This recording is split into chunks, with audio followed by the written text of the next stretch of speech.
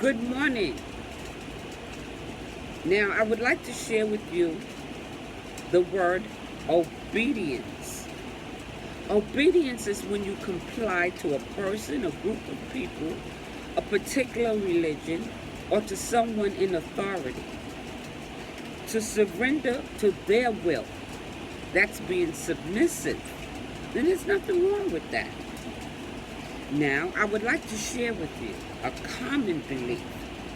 If you are Jewish, Christian, or practice Islam, we've all heard the story of Adam and Eve and the story of the forbidden fruit,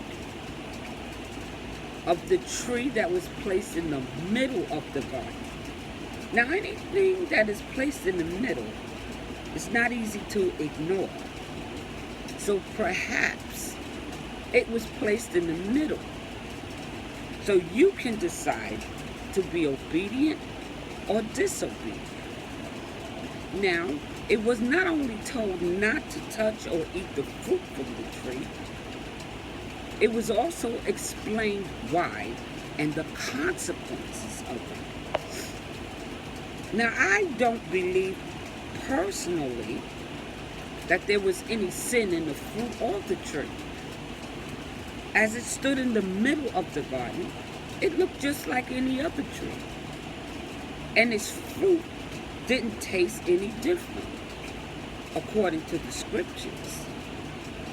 Now, I also believe it was their disobedience that is what led to sin.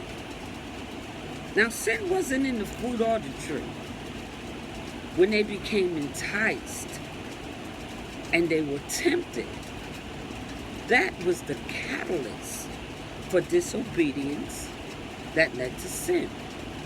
You see, we all have to be aware of the things that entice us.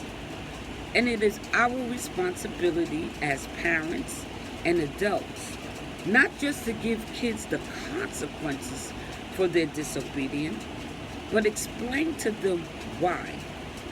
And if you neglect to explain to a child, you will only waken their enticements. And that is when they will yield to the temptation, because they're not giving enough information and told why not to do a thing. And I think it's very unfair to discipline a child and hold him responsible for the things you never explained. So parents, adults, or there is any child in your life, you must take the time to explain the reason why. And then they can decide for themselves with correct information. And then they will be responsible for the consequences, just like Adam and Eve.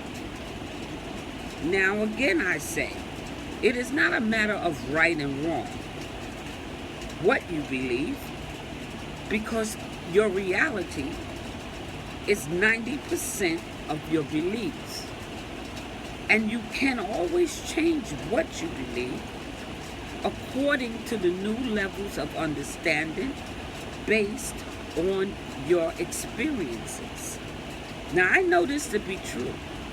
There were many things I once believed as truth, and now I realize it was a fact, but not necessarily the truth, based on my level of understanding.